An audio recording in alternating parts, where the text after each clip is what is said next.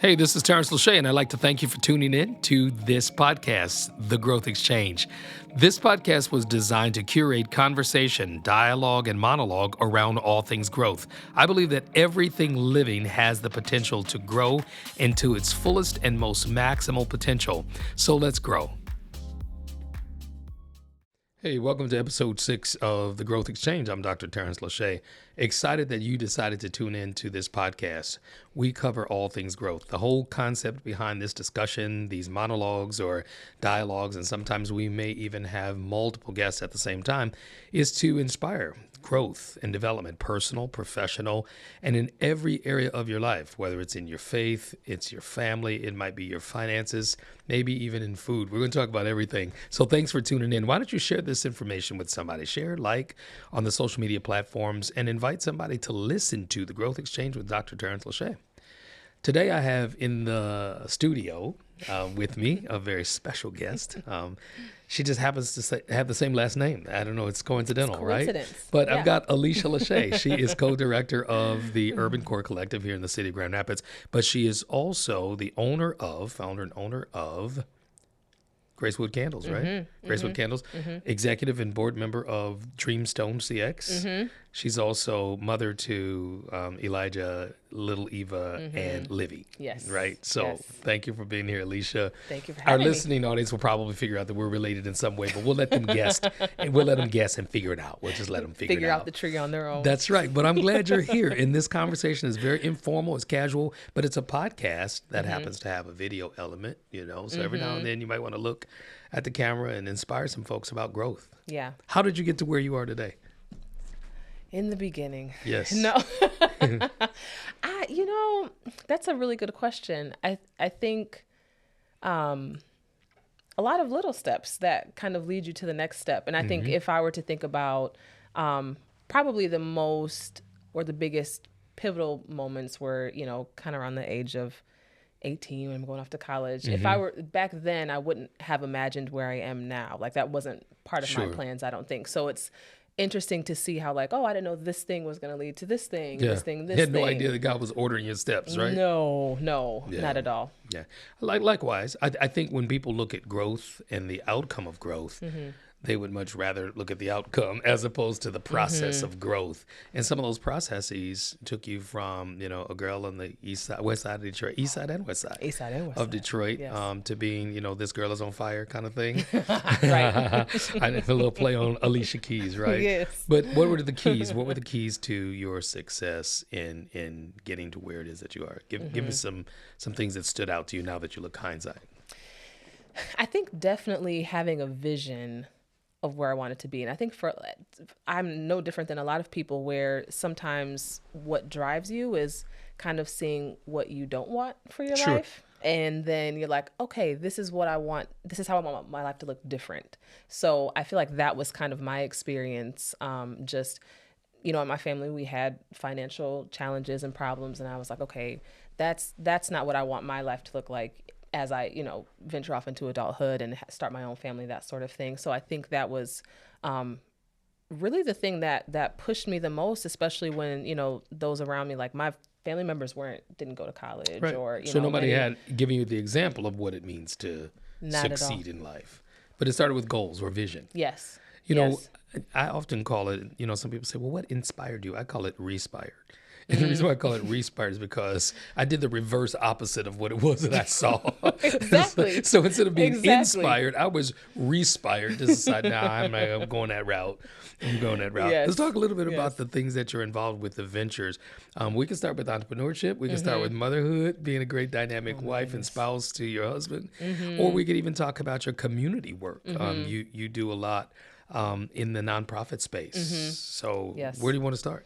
Oh, where to begin? And you're a creative. Got to remember that. Yes. I think, I'll start there because that's really interesting. You're aspiring. Respiring gardener. Some successes and some fails. Exactly. I think it was really interesting. I think I first identified with being a creative all throughout school, went to performing arts schools and, middle school, high school, all of that. You can send a shout out to your alma mater. Detroit School of Arts, Some celebrities came through there. They did, that I feel very fondly about. A lot of pride. We had a lot of pride in our school. And though with that though, even though that's like what I identified as my passions, I kind of struggled with this decision of, okay, but if I want financial security, is that the path to financial security? Right. You said, but you got to eat, right? Exactly. So I was like, well, I care about people and I'm passionate about people. And that's kind of what led me to social work, because it appeared to me like, oh, this is even though everybody knows it's not the money-making field per se, but it felt like one that had some security to it, where I was like, okay, I can go this route, have some, some success and just some stability. I think that's really the main thing I was looking for at the time.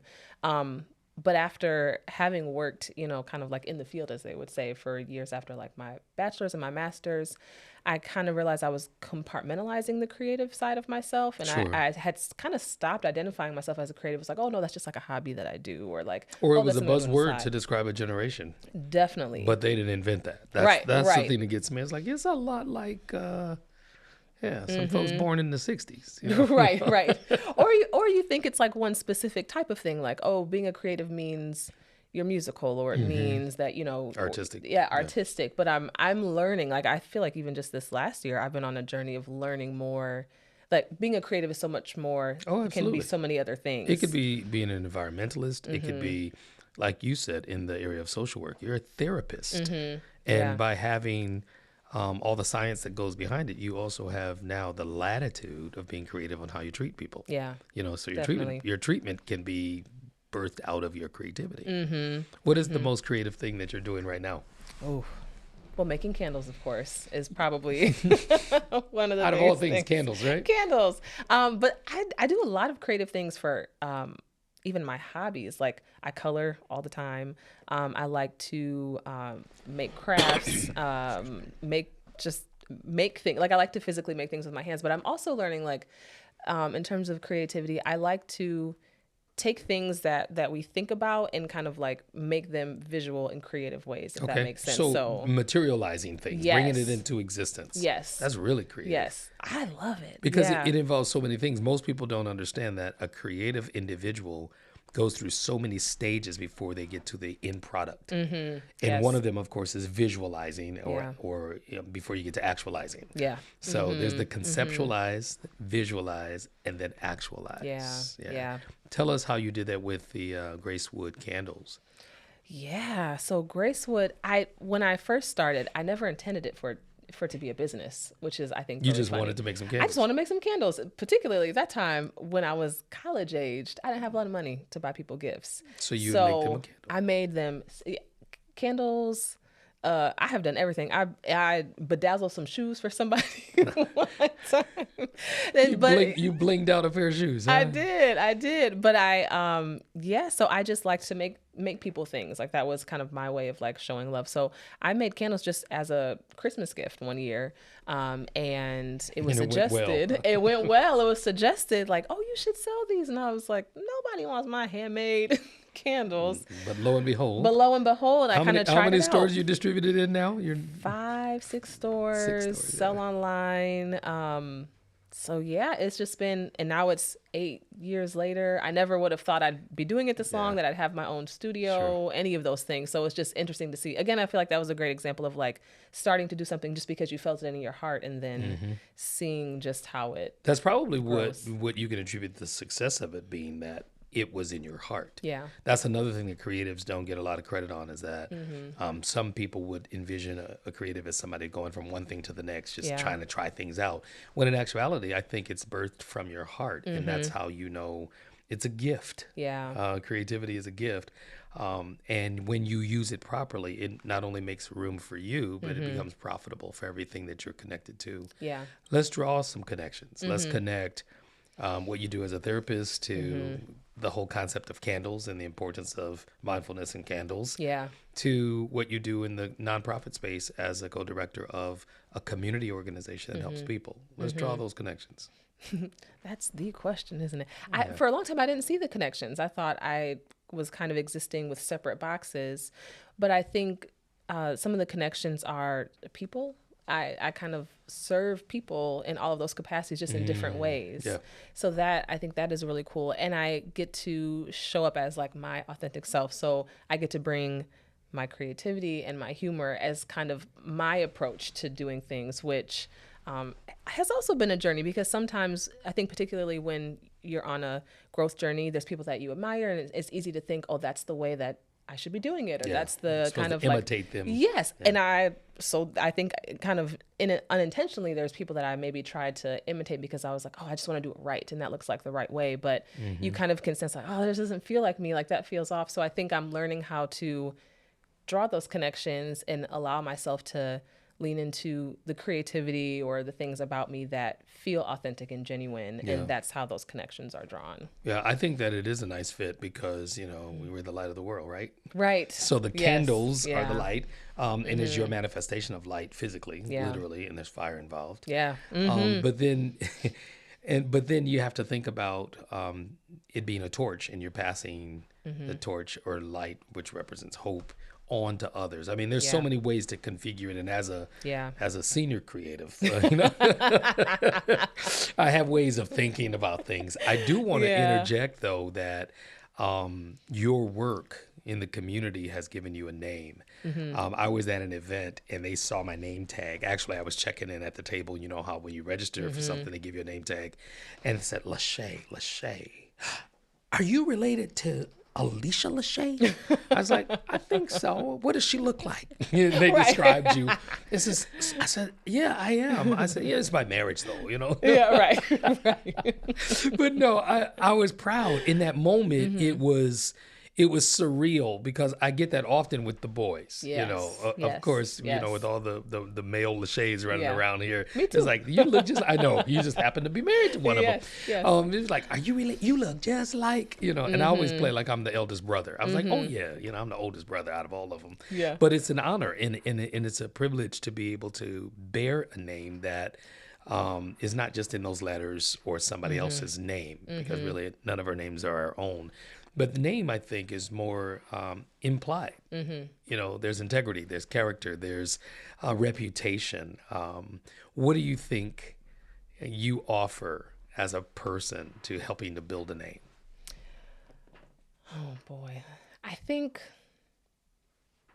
one of the things that the first thing that came to mind is just love and sowing seeds of love that help to, a legacy has love connected to it. Absolutely. I think. And so when there's genuine relationships, and you love on people in a genuine way, then that, I think, a name starts to become associated with that thing. Sure. So I feel like maybe that's one of the contributions that I have. I think that's spot on, because it doesn't matter what the name is. It could be Smith, Jones, Jackson, Brown, whatever. It could be any name, but you make the name. The name doesn't make you. Yeah. And I think you're right in love. I acknowledged you and all of my daughters in my acknowledgement page of the dissertation, and I said, thank you for bringing grace and beauty and love to this legacy. Yeah. And I think that that's something that people often take for granted, especially with the fly-by-night concept of what's next. You and your husband both share this entrepreneurial spirit. Yeah. Let's talk a little bit about that. You guys have that in common, and you can use this as an opportunity to shout out if you like. But I want to talk about, faith and family and finance. So, yeah. Well, definitely. Well, yes, shouting out Gracewood Candles and Dreamstone. Yes. Dreamstone Productions, of course.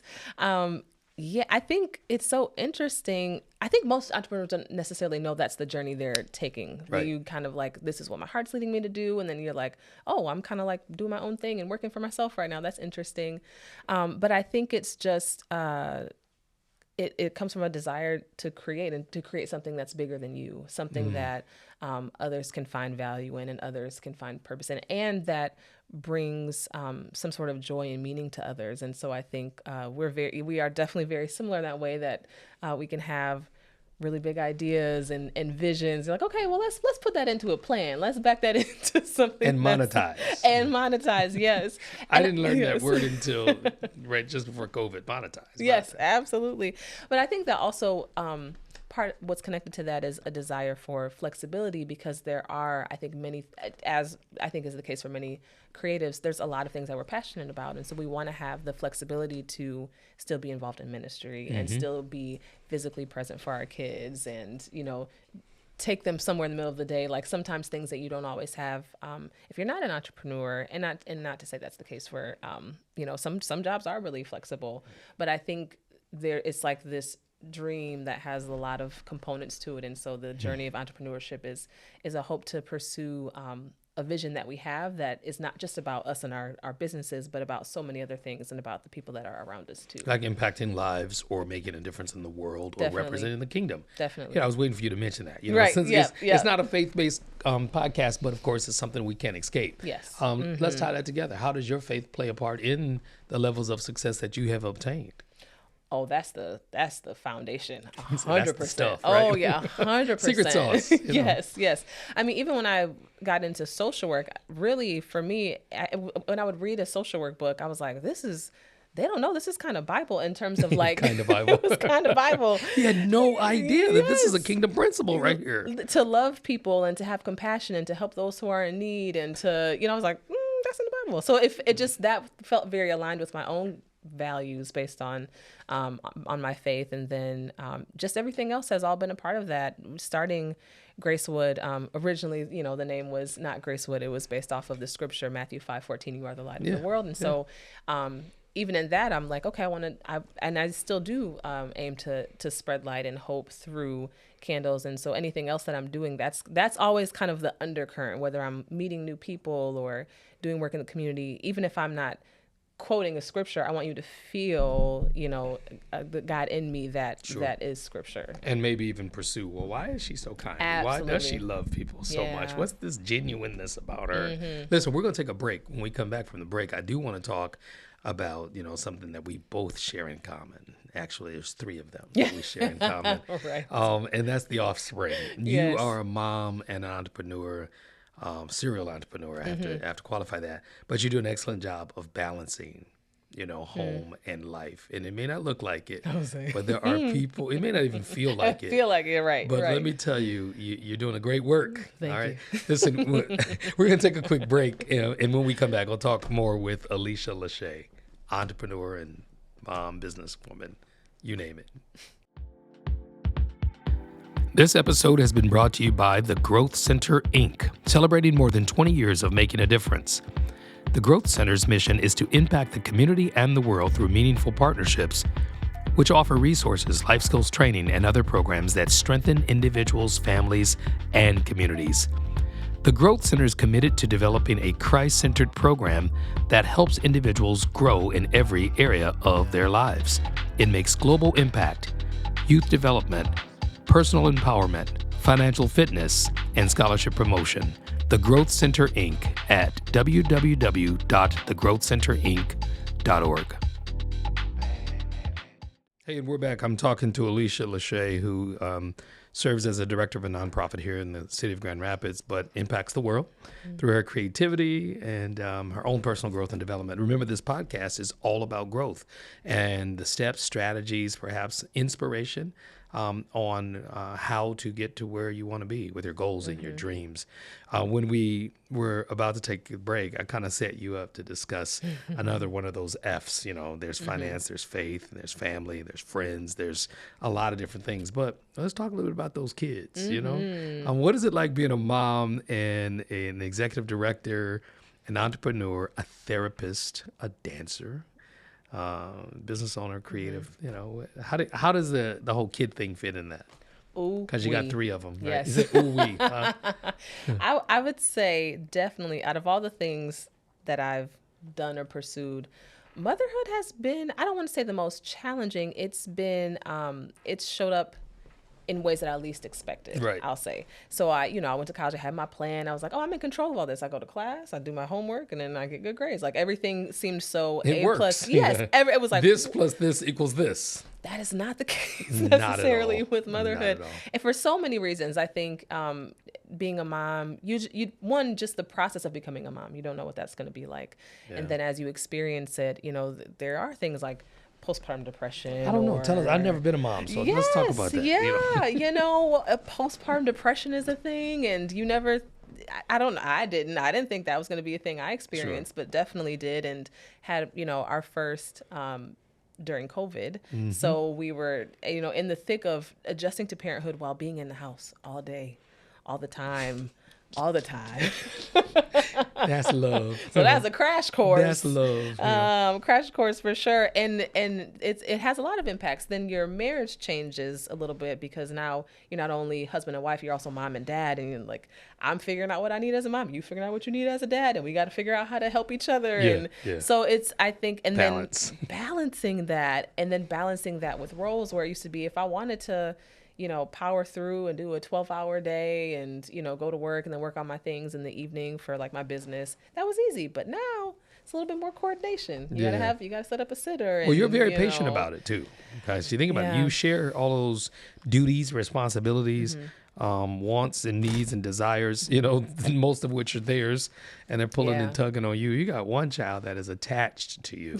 And she's a sweetheart, but she loves her mom. Yes. I mean, at all costs. Yes. And she will fight for her mom. I think that's going to be your business partner. That's your business partner. She definitely could be. She is definitely your business partner. She imitates you often while you're dancing or moving around. She just does that, and that's beautiful.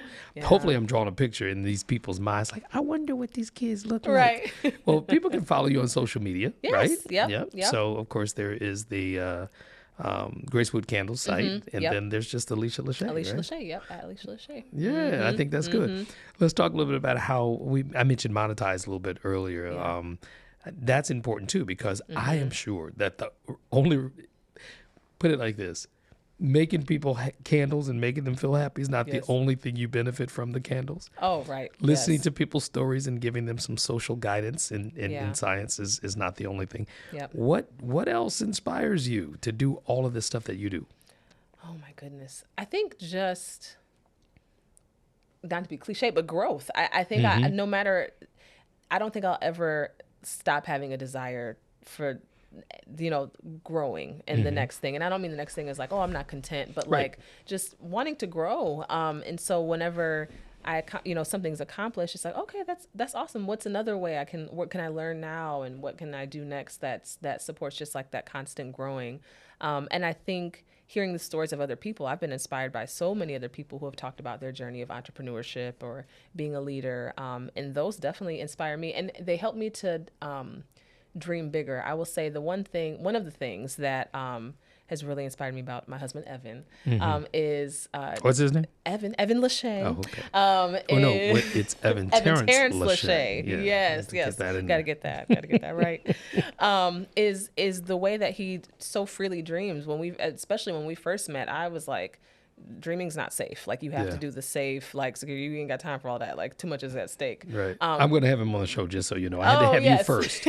I had to have you first. You had to kind of break the ice. Right. So you hear more about the dreams, which I personally. But I think it's been such a great challenge to me because it makes me stretch my faith, and because not dreaming also limits God in a lot of ways. If I say, "Oh God, I don't think you can do all of that. You can probably do this much, and that's probably about it." And I didn't realize that's what I was doing, but I was kind of, there were a lot of times I was being more motivated by fear than hope and possibility and that sort of thing. So I think just as my hope and my faith continued to expand, my dreams and visions and those sorts of things start to expand a lot too. So you look at faith in more of a verb, as being a verb as opposed to a noun. I'm in the faith. No, it's like I have faith, and it is consuming in a good way, because it moves you off of center, meaning sometimes we get stuck, but then it also makes you get up and go when things didn't go the way that you thought they should have gone. Absolutely. Disappointments in life, I think, are just inevitable. Yes. But disappointments are temporary. Yeah. Whereas our faith is perpetual. It just goes with us everywhere we go, and actually becomes the vehicle to get us to places that we need to be. What would you say to a person that's listening, a parent, a business owner, a creative, a therapist, what would you say, as it relates to them being able to grow? I think you have to have a really firm foundation. I know that's like can sound like a cliche thing, but have something, know what the things are that ground you for those moments of disappointment. I can think of so many times when I really thought about maybe it's too much. Just stop. Yeah. Maybe I should just stop. Like, and there's some you're like, oh, you might have expected, but there's some things that can really just knock you off your center. Absolutely. In ways that you never imagined. And I can think of quite a few that, just over the course of years that have happened. And if I did not have, for me, if I didn't have faith or my family, my friends, my support systems to help me, I could have stayed in disappointment. I could have been discouraged. I could have just stayed there, I think. And so whatever it is that you're pursuing or trying to grow in, whether it's in your parenting journey or entrepreneur or in your career, there's going to be those disappointments and those setbacks, but we have to have something that will push us through so that we don't stop there, but can continue to move forward and have resilience and perseverance. And that thing is your faith in God. 100%. Yes. I agree 100%. I don't think that's any secret to most people. I did want to pause and say that you kept talking about, this might sound like a cliche. This is how you know you're getting older, when you start using cliches more frequently. Yeah. Because think about it. A cliche is just simply a common statement or a phrase being used to reference a certain thing. Yeah. You have to live a little while to know that that's what that reference is, So everything can become a cliche over time. That's true. Now, we've been talking about these F's. We talked about faith. We talked about finance. We talked about family. Let's talk about food. Ooh, yes. That's something we share in common. We both love food, right? Yes. But not just any kind of food. We grow food. Yes. We should. For those who may not know, we both are trying our hands at gardening. We are trying. And you do better than me, though. Well, I don't know. You hooked me up last year. She got some seedlings at a nonprofit. I guess at one of the area nonprofits, Baxter Community Center. They do a plant sale. They do like a seedling sale. Fantastic. And she got some seedlings and she brought some to the house and planted them, and they grew. Mine though feeds the squirrels and the chipmunks, because typically by the time the garden gets to the place of fruition, we're out of town, and I come back and they have been eaten by the vermin. But what's your connection to food and happiness and success? Let's talk about that. Goodness. Well, I don't know if it's another creative thing, but seeing that process of something growing is like, man, that's so amazing. And I think I'm laughing because I feel the same way. People just look at me like, okay, it's a tomato. Exactly. Right? It's like, no, it's more than a tomato. Evan is very underwhelmed. He does not share my level of excitement. He's underwhelmed. Yes. And I will also say, growing up in Detroit, we didn't see a lot of food grow. You didn't have the option, because you had concrete jungle. Almost. Right. Yes. So, for somebody who, grew up, in more rural areas, that might be like, oh, that's whatever, but it's still kind of new to me. Like, there's still something I'm like, oh, that's how that grows. That's amazing. I think it ties to your faith too, though. Honestly, I believe in it. I could be wrong, but I think there's this awe and this splendor about how God created seeds. Yeah. And in every fruit or bearing fruit, there is seed, and then there's seed and time and harvest. Yeah. What has been your most valuable lesson from growing food? Not eating food, growing food. Growing food, yeah. It reminds me that we're not in control as much as we want to be. Amen.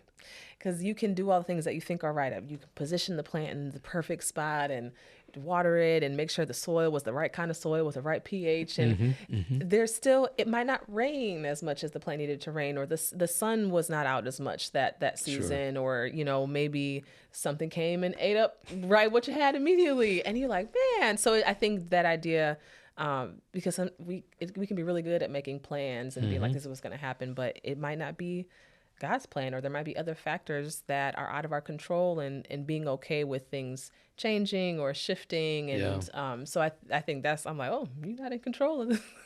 God's either. Got this, right?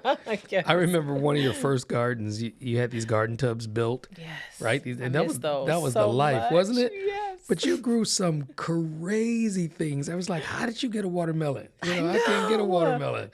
And then the kale. The kale was like huge. So big. Yep. Yeah. How did that make you feel to be able to grow?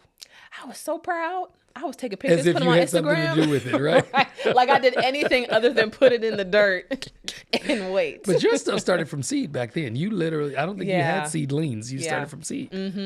Yeah. Wow, that was before COVID though, right? It was before It was COVID. pre-COVID. It was, yeah. And I think a little bit was before motherhood too. So Oh, even, so yeah, yeah. yeah. You spent time just kind of, becoming one with Mother Nature I to did. become a mom. What are you Yes. most proud of that you've accomplished? Wow, that's a really good question. That's a really good question, Yeah, actually. think Most about that. proud of. I think I feel proud about a lot of things. I definitely think if I'm to, I really think of college as being one of the biggest things that I'm proud of, not because of like, oh, I was on the dean's. I don't think I was. I think I needed a tutor when I went to Hey, college. but you made it. But I made it, and especially my master's degree was the hardest. I am not a great reader in terms of like I read really slow, and then all of a sudden I had to do papers where they're like, list 20 sources. 20 sources. I don't know. So I think definitely that was Here's 3. Wikipedia. That's 5. literally, No. literally. And having to navigate college without necessarily like having, family that could support, or, they had never been through it either. So we were all kind of figuring it out together. So I definitely feel that was a big accomplishment for sure. And I think just every day of motherhood feels like Oh, a absolutely. really Well, my big hat's off to you on accomplishment. that because I know your kids. Right, exactly. You know them. You know them I well. know them well. You know them well. And I learned so much about myself.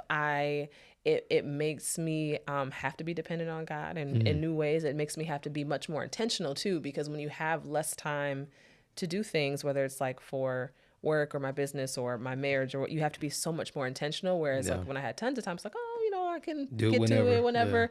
They know whenever no more. It's like you got this window for this thing. So it sounds like to me you're not proud of one specific thing, but the resilience, your ability Yeah, to yeah, form in places. Some people think resilience is just bounce back. yeah. Resilience is just be able to endure, sometimes under adverse conditions, Mm-hmm. but then also to stay in your original state. So Yes. there's this peace that Yeah. you bring to situations. Yeah. You can be proud of that. I think, Mm-hmm. I think you should be proud of the fact that you keep balance when there's chaos. Yeah. I remember one day, you were either picking up the kids or dropping the kids off, and everybody was screaming, hollering, running, "Mommy, look at that," pooping diapers and all this stuff. And you were just so calm. It was like, yep, love you, I'm so glad that's how it looks to other people. know, Inside, but you it feels like a probably- tornado.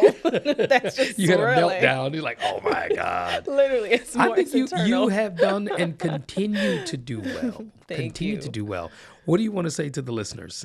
We just got about less than a minute left, and I want to give that time to you to encourage somebody about growth. Yeah. Tell them what they can do to grow. Again, here I go with another cliche, but I Yeah. really, the first thing that came to mind was to truly never give up. Whatever has been placed on your heart to do, whatever you feel called to do.